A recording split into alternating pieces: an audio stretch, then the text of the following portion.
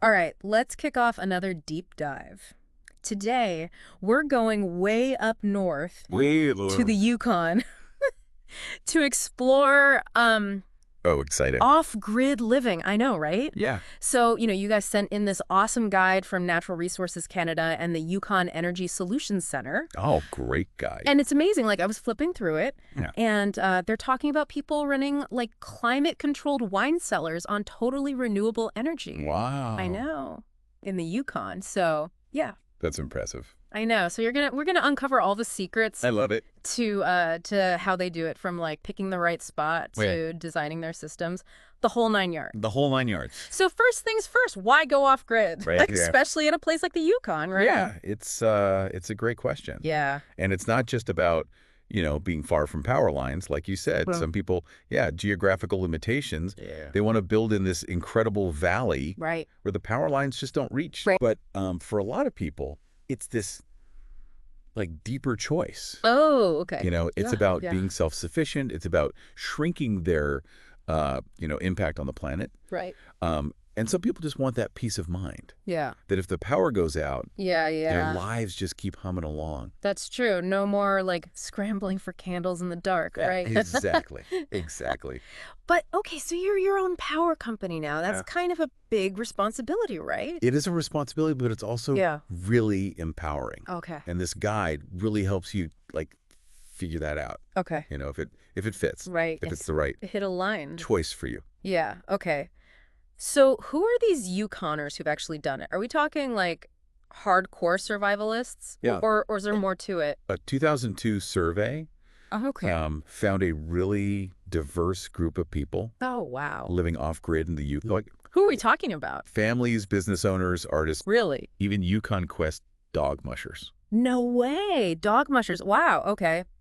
And their homes are just as diverse too. Yeah, from cozy cabins Yeah. to surprisingly high-tech setups. That's so cool. Yeah. Okay, but hold on. The survey also said 60% of them are running businesses from their properties. Yeah, amazing. And over a third choose not to connect to the grid, even if they could. yeah. That's wild. And the median cost, for their energy systems, was only around $10,000. It's pretty reasonable. That's not bad at all. Yeah, Especially compared to, paying those bills forever. for decades. Yeah. The cost of power keeps going up. Okay, so it's not just like roughing it in a log cabin, huh? No. They got power tools, internet access. Oh, they've got it all. Really? The survey talks about everything. I mean, Okay. table saws, air compressors, and yes, satellite internet. Wow. Yeah, you don't have to give up modern comforts to live sustainably. That's awesome. So this guide, it's about more than just slapping some solar panels on a roof. Oh, absolutely. Yeah. Building an off-grid home, it's like this whole Holistic. holistic endeavor. So what are we talking here? Blueprints? Site surveys? Yeah, a lot of planning goes into it. Okay. The guide talks about how everything is connected, How about? like your building design, Okay. how you heat your home, how much water you use, Right. even just your everyday lifestyle choices. Okay. It all affects how much energy you need. That makes sense. Yeah, So if you pick a wood stove Yeah. over a furnace, that changes things. huge difference. Okay, so where do you even begin? Well, guide really digs into, Yeah, site layout. okay, where's the perfect spot to build in the Yukon? It's about being strategic, Okay, south-facing slopes to soak up the sun. right. Or maybe a windy hilltop to catch those breezes. Yeah, you got to think about, the trees and the terrain, too. Right. It all affects how much energy you can harvest. So it's like a game of Tetris with your house and the elements? A little bit, but there's real-life examples in the guide, too. Okay, like people who've actually made it work. Yeah, they feature this incredible house, Okay. the Luet house, built by this amazing couple Yeah. who've been living off-grid for, a decade. Wow. Okay, what makes the Luet house so special? Well, picture this. Timber frame construction. Nice. Super insulated, energy-efficient windows. Okay. They even have, get this, a Tulikiti soapstone heater. Fancy. And There. they run on renewables for how long? Most of the year, 9 months. 9 months. That's incredible. I know, right? Wow. Okay, but I gotta ask, this must cost a fortune, right? Surprisingly, no. Really? The house itself was $165,000. Okay. And the energy system was another $15,000. Okay, so that's an investment. It's an investment, but it's an Yeah. investment in, like, energy freedom. And a lighter footprint. I like that. Yeah. Okay, so this guide, it's not just for newbies. No, not at all. Even the pros can learn something. Yeah, they talk about this charrette they held it. Would you? It's like a brainstorming session Oh. with off-grid experts. Okay. And even the Luets, they were like, oh, we could tweak this, we could improve that. So it's like constantly evolving, always getting better. Exactly. All right, so enough with the dream homes. Right. How do these systems actually work? Okay, well, there's three main parts. Okay. You got generation, that's where you get your power from. It's like solar panels, windmills, stuff like that. Exactly. Right. Solar, wind, micro hydro. Micro hydro, what's that? That's using like a small stream to generate power. Gotcha. And, sometimes a backup generator, too, for those Yukon winters. Right. Okay, what else? Then there's storage. Storage, like for when the sun's not shining. Exactly. That's your battery bank. Oh, like a big battery pack? Yeah, like an energy savings account. I like that analogy. It stores the power you generate so you can use it later. Smart. Okay, what's the third part? The balance of system. The what? Yeah. It sounds kind of technical, It does. but it's basically all the equipment that manages your electricity. Like the wiring and stuff? Yeah, wiring, controllers, inverters, all that good stuff. Okay, I think I'm starting to get the big picture here. It is a lot to take in. Yeah, it is. But this guide, it's helping us break it down. Oh, absolutely. Okay, so I'm getting a little lost with all the technical stuff. Sure, it can be overwhelming. Yeah, a little. Can we use like an analogy or something? Okay, imagine your off-grid home is like a car. Okay, I like cars. Generation is your engine. The engine, okay. Your battery bank is the gas tank. Got it. And the balance of system is all the bits and pieces that make it run smoothly. The transmission, the brakes, all that. Exactly. Okay, that makes more sense now. So let's talk about the batteries. Yeah, batteries are super important. Why? I mean, I get their like backup power. They're more than just backup. Okay. They actually smooth out, how much power you get from renewables. Oh, right, because the sun isn't always shining. Yeah, exactly. And the wind doesn't always blow. Right. But you still need to run your fridge, right? Okay. Okay, so the battery is like, it fills up when there's extra energy. Yeah, and then it kicks in when you need it. Okay, so you always have power. Yeah, it's about having a steady and reliable supply. Makes sense. But the guide said not all batteries are created equal. Right. That's where choosing the right battery gets important. Okay, like what kind of batteries are we talking about? Well, you got your automotive batteries. Like for a car? Yeah, for starting a car, they're great for that. Okay. But not so much for off-grid systems. Why not? They don't like being drained all the way down.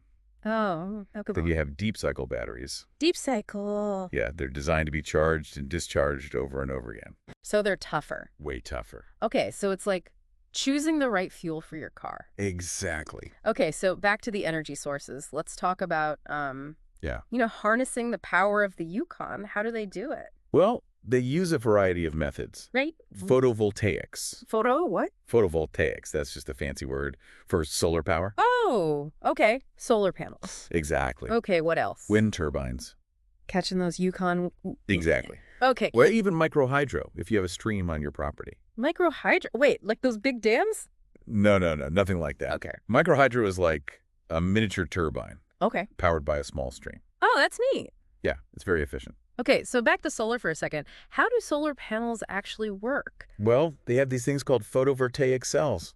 Photovoltaic cells. Yeah, they're basically these tiny semiconductors. Okay. And when sunlight hits them, Yeah. it knocks electrons loose. Electrons, like tiny particles. Yeah, and those loose electrons create an electrical current. So it's like the sun gives those electrons a little push, Yeah, think of it like that. and they start flowing, making electricity. Yeah, pretty much. That's amazing. What about wind turbines? Don't those have to be huge to work? Well, the big ones you see in wind farms, yeah. Yeah. But for a home system, you don't need anything that big. Okay. The key is to find a spot with good wind. Right. And the guide talks about using an anemometer to measure wind speed. Anemometer. Yeah, it's a tool for that. Okay. And you got to consider the height of the tower Right. and the power curve rating of the turbine. Power curve rating. It tells you how much power it generates at different wind speeds. Okay, so there's a lot to think about. There is, but it's all about finding the right balance for your needs. Right. But even in the Yukon, there must be times when there's no wind or sun. You're right. What happens then? That's when backup systems come in handy. Backup systems, like a generator. Exactly. Sometimes you need a little extra help, Yeah, especially during those long winters. especially then. Okay, so we've got our solar panels, our wind turbine, our backup generator. Yeah. But what about that balance of system stuff? I'm still a little fuzzy on that. Okay, think of it as the unsung heroes of your system. Unsung heroes. They're not as flashy as solar panels, but they're essential. Like what? Well, there's charge controllers. Charge They controller. protect your batteries from overcharging. But then there's inverters. Inverters. They convert the electricity from your batteries into a usable form. Okay. And then all sorts of protective devices like fuses and circuit breakers. To keep everything safe. Exactly. Okay, so it's like a whole team working behind the scenes. Yeah, keeping everything running smoothly. And I'm guessing those behind the scenes guys need some attention too. Oh, absolutely. You got to choose the right equipment Yeah. and install it correctly. Okay. And then there's monitoring. Monitoring, like checking on things. Yeah, like taking your car for a checkup, Oh, okay. making sure everything's in tip-top shape. So what do you monitor in an off-grid system? You know, things like your battery voltage. Voltage. Yeah, how much power is flowing in and out. Okay. And even specific gravity readings for your batteries. Specific. It's a way to check the health of your batteries. Okay, I'm not going to lie, that sounds a bit technical. It is a bit, but the guide explains it really well. Okay, good. It's all about being proactive. Right, catching problems before they become big problems. Exactly. So with all this technical stuff, I got to ask. Yeah. Does going off-grid mean giving up all the comforts? Not at all. Really? It's about making smart choices, finding creative solutions. Okay. The guide has a whole section on energy-saving tips. Energy-saving tips. Yeah, things you can do to enhance your off-grid lifestyle. Okay, like what kind of tips? Well, they talk about appliance selection. Appliances. Yeah. Right, my fridge and stuff. Yeah, they recommend things like front-loading washing machines. Yeah.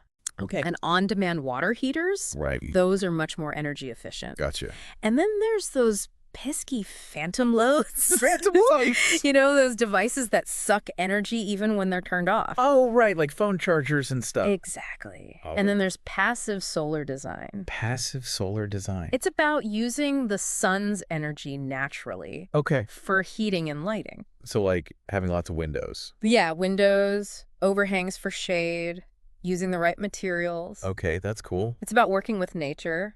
So even if I'm not going totally off-grid, I can still use some of these ideas Absolutely. to be more energy efficient. These tips are good for anyone, Right. whether you're off-grid or not. Awesome. This is all so fascinating. It's not just about, like, technology, right? No, it's about a whole new way of thinking A new way of thinking. about how we use energy. Okay, I like that. Yeah.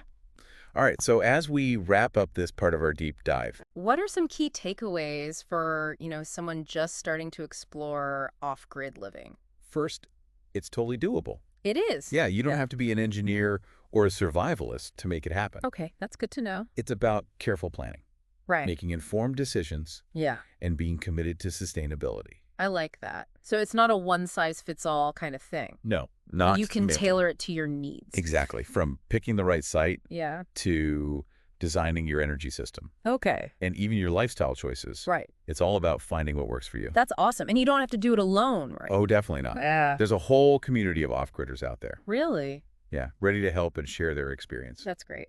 Okay, one last question before we move on. Yeah. The Luets, they've been doing this for over a decade. Yeah, they're pros. What were some of their biggest, aha moments? Well, that's a great question, and we're going to dive into that in the next part of our deep dive.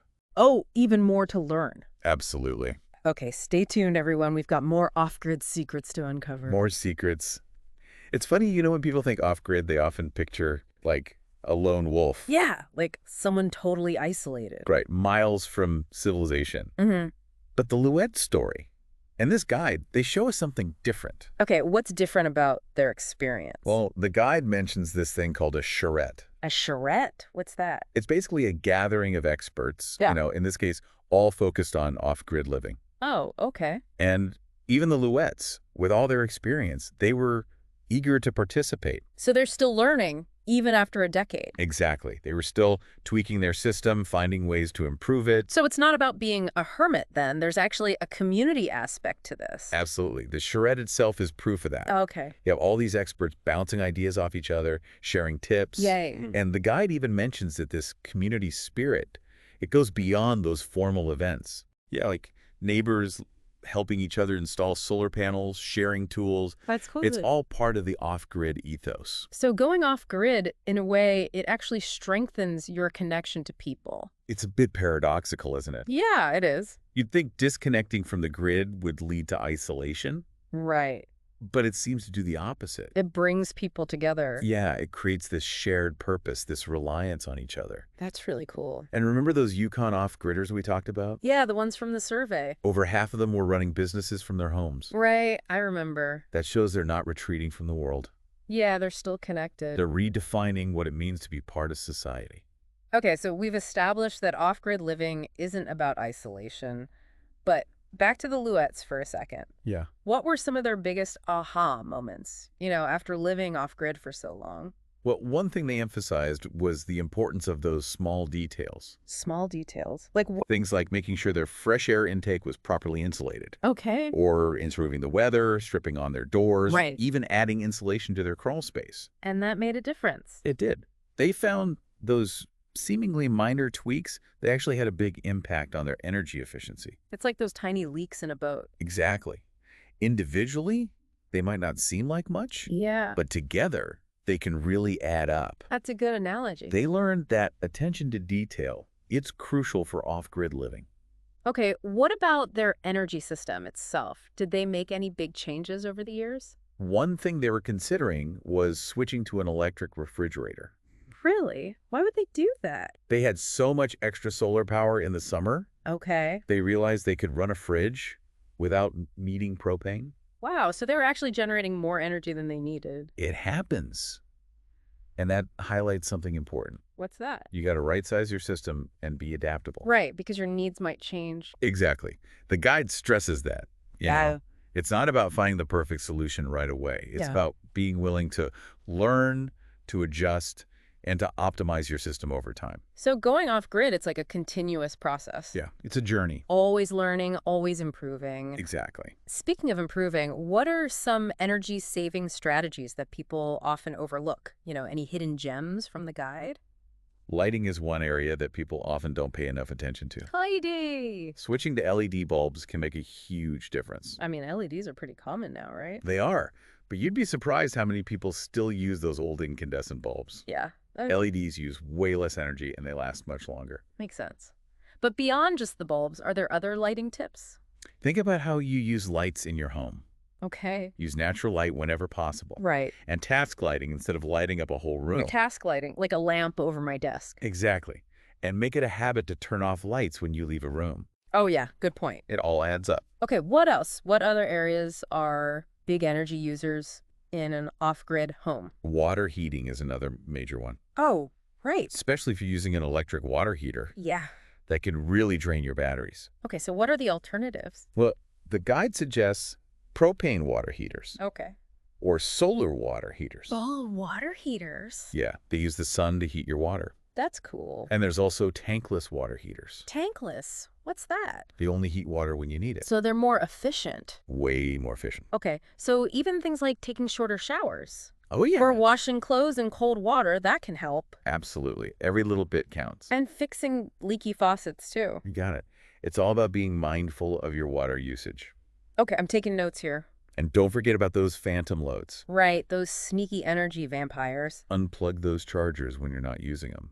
Good point. Even your TV uses energy when it's just sitting there, plugged in. Wow, I didn't realize that. It all adds up. Okay, so it's not just about the technology. No, it's about changing your habits. Being more mindful of how we use energy. Exactly. Okay, this is great stuff. I'm learning so much. I'm glad to hear that. Now, I gotta ask, Yeah. the Luets, were there any technologies they regretted using? Or, like, things they wished they had done differently? You know, I don't think they had any major regrets, Okay. but they did stress the importance of doing your research Yeah, that makes sense. and not being afraid to experiment. Right. What works for one person might not work for another. So it's about finding what works for you. Exactly. And being willing to adapt and make changes along the way. So going off grid, it's a constant process of learning and tweaking. It is. It's a journey. Okay, so it's not about achieving perfection right away No, it's about making progress. and constantly trying to improve. Exactly. Okay, I like that mindset. And the guide really encourages that. Okay, so this whole conversation has been really inspiring. I'm glad to hear it. It's making me think about, my own energy use. That's great. But let's get real for a second. Okay. Are there certain personality types, that are better suited to off-grid living? That's a good question. I mean, not everyone is cut out for it, right? I think you need a certain level of resourcefulness, Resourcefulness. independence, Okay, well, willingness to learn new things. so like someone who's not afraid to get their hands dirty. Exactly. You might need to do some basic electrical work, Oh, yeah. plumbing, maybe even some carpentry. So it's not just about flipping a switch anymore. No, it's about taking responsibility for your own energy needs. Okay, and we talked about community earlier. Yeah. But are there like specific resources for people who want to connect with other off-gridders? Oh, tons. Yeah. There's online forums, Yeah. social media groups, Yeah, even local meetups. that's cool. So it's like a whole network of people who are passionate about off-grid living. Exactly. And it's growing all the time. Okay, this has been so insightful. I'm glad you're enjoying it. But before we move on, I want to touch on the elephant in the room. What's up? Money. We talked about the cost of energy systems, but what about the overall financial picture of going off-grid? Right, that's a big question. Is it only for the wealthy? Or can everyday folks afford it? That's what we're going to explore in the next part of our deep dive. Okay, so stay tuned, everyone. We're about to get into the nitty-gritty of off-grid finances. Okay, so let's talk money. We've talked about how off-grid living, Yeah. it can be more about community and less about, roughing it than we might think. But is it just a rich person's game? Can everyday people Yeah. actually afford to ditch the grid? That's a great question. And it's something that the guide tackles head on. Okay, so it doesn't shy away from the cost. No, not at all. It lays it all out. So what's the bottom line here? Is going off grid a surefire way to save money, or is it a Yeah. huge investment that maybe pays off later down the road? Honestly, it's a little of both. Okay. There are definitely upfront costs. You got to get the solar panels, Right. the batteries, the inverters, all that stuff. Yeah. But the guide encourages us to think long term. Okay. Once you've paid off those initial costs, Yeah. you're basically making your own electricity for free. Oh, okay. Free electricity. That sounds pretty good. No more monthly bills. Especially with how much electricity prices have been going up. Yeah. Exactly. But I'm guessing there are more to the financial side of things Oh, yeah, absolutely. than just not paying the power company. There are some indirect benefits, too. Oh, okay. Like what? Well, for example, homes with renewable energy, they often have higher property values. Oh, okay. And, energy prices, they're always going up and down. Yeah, But if you generate your own power, you're kind of protected from that. that's true. So it's about more than just saving money each month. It's Okay. about building a more secure future Yeah. for you and your family. I like that. But those upfront costs, are there any ways to make them a little easier to swallow? Definitely. Okay. The guide mentions that a lot of governments and utility companies, they actually offer Yeah. financial incentives to Yeah. encourage people to go renewable. Oh, okay. Like what? Tax credits, rebates, sometimes even grants. Wow. So there's actually help out there. There is. It's worth doing some research, Yeah. seeing what's available in your area. Okay. So the money part of off-grid living, it's not as simple as it seems? It's not. It's more nuanced. Yeah. Oh. Okay. I want to shift gears for a second. Okay. Talk about something a little different. Sure. For relationships. Oh, interesting. We've talked about community and all Yeah. that, but I'm curious, how does off-grid living affect, personal relationships? That's a great question. Like with your partner or your family? I think it really depends on the individuals involved Okay. and their dynamic. For some couples or families, going off grid, it could be this amazing bonding experience. Yeah. Like working together Yeah. to build this sustainable lifestyle, Yeah. facing those challenges side by side. Yeah, that makes sense. But, we got to be realistic too. Yeah. Off-grid living, it takes compromise. Okay. It might mean simplifying your life, Yeah. maybe even downsizing. Okay. And those aren't always easy conversations. That's true. So, like, good communication is key. Oh, absolutely. Yeah. Before you even think about going off grid, Yeah. just got to have those honest conversations with the people you love. Right. Make sure everyone's on the same page. That's great advice. Okay, so let's talk about some of the myths around off-grid living. Sure. You know, one that I hear a lot is that it's just for lone wolves. Yeah. People who want to, escape society and live off the land. Right. Is that really true? Not at all. Okay. Like we've been saying, community is a huge part of it. Yeah. People helping each other, sharing resources. Yeah. It's not about isolation. It's about interdependence. That's a good point. What about the idea that off-grid living means, like, giving up all your comforts? Yeah, that's another big misconception. Yeah, like cold showers, no internet, Yeah. just eating beans and rice. It doesn't have to be like that. Okay. Off-grid living, it does require some adjustments, Yeah. but doesn't mean giving up on modern life. Okay. With some planning and some creativity, Yeah. you can have a really comfortable off-grid home. The Luets are proof of that. Yeah, exactly. Okay, good. Another one I hear a lot is that it's only for rich people, Right. people who can afford all the fancy equipment. Yeah, and while the upfront costs can be, significant, Yeah. the price of renewable energy technology, it's actually been coming down. Oh, okay, that's good. Yeah, so it's becoming more affordable. And we talked about those incentives too, right? Exactly. There's help out there. Okay, so it's not just for the wealthy. No, definitely not. Okay, good. What about, like, the idea that you have to go off grid all at once? Yeah, that's not true either. Okay. We can do it gradually. Really? Yeah, start with small changes. Okay. Like maybe improve your home's energy efficiency. Okay. Or add a couple of solar panels. Right. You don't have to do it all at once. That's good to know. All right, as we wrap up our deep dive here, Yeah. I want to touch on something we haven't really talked about directly. It's the emotional and spiritual side of off-grid living. That's an interesting aspect. Beyond all the practical stuff, what is it about this lifestyle that speaks to people? I think for a lot of folks, it's about finding a connection. A connection. Yeah, to nature, Oh. their community, Wow. and even to themselves. Okay, so it's deeper than just energy. It is. It's about slowing down, Yeah. simplifying, Right. living in a way that feels more authentic. I like that. Yeah. Being more in tune with the natural world. Ex- That can really change your perspective. It can. And it can be incredibly powerful. Yeah. It can lead to, more gratitude, Okay. a sense of peace, Yeah. a real appreciation for the simple things. It's like realizing that happiness doesn't come from, buying more stuff. Exactly. It comes from those connections. It's the connections we have with the people in our lives and Yeah. with the world around us. I like that. So, final question. Yeah. What would you say to someone who's been listening to this? Yep. They're feeling inspired, but they're still a little hesitant to, like, actually take the leap? I would say don't let fear hold you back. Okay. Living off grid, it's a journey. Right. It's different for everyone. Yeah. Start small, do your research, connect with others who've done it, Okay. and most importantly, trust your gut. Trust your gut. If this lifestyle feels right to you, Yeah. there's a reason for that. I like that. Yeah. And remember, you don't have to do this alone. Exactly. There's a whole community out there to support you. This has been an amazing conversation. Thank you so much for sharing your expertise. It's been a pleasure. For our listeners who are, thinking about going off grid, I highly recommend checking out the full guide Oh, yeah, it's a great resource. from Natural Resources Canada and the Yukon Energy Solutions Center. Lots of good info in there. Okay, that's it for this deep dive. Thanks for listening, everyone, and until next time, keep exploring and keep learning. Keep on learning.